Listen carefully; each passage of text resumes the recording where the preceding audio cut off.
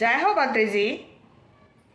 జీవులను 14 లక్షల చావు పుట్టుకలిక్కడ, ఎవరు చేసిన కర్మలు వారనుభవించేదక్కడ. చూసారా, ధర్మం కోసం జీవించాలట. మన డ్యూటీ మనం చేయడానికి వచ్చాం. ఈ పిల్లలు, ఈ సంసారం, బాహ్య ప్రపంచం, మనం ఆఖరికి బాడీ వెకేట్ చేస్తే చొక్కాను, బట్టలను కూడా తీసుకొనివ్వరు. ఎముకల్ని కూడా అక్కడే పెడతారు. బూడిదను కూడా ఇంట్లోకి తీసుకురారు, బయటే పెడతారు.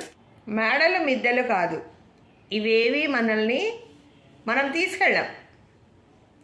బూడిదైపోతే బూడిద పలుకు కూడా ఇంట్లోకి తీసుకురారు. దేనికోసం మనం వెంపర్లాడుతున్నాం ఈ బాహ్య ప్రపంచంలో?